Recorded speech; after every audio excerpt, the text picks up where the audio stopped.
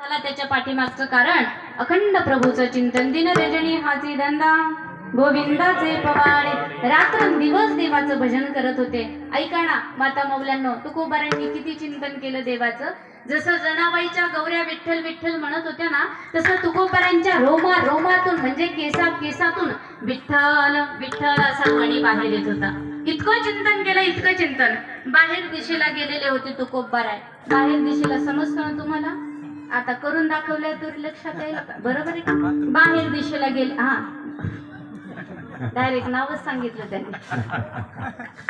बाहेर दिशेला गेलेले होते तुकोबाराय आणि तिथे गेल्याच्या नंतर तिथे सुद्धा त्यांचं सुंदर असं भजन चालू होतं.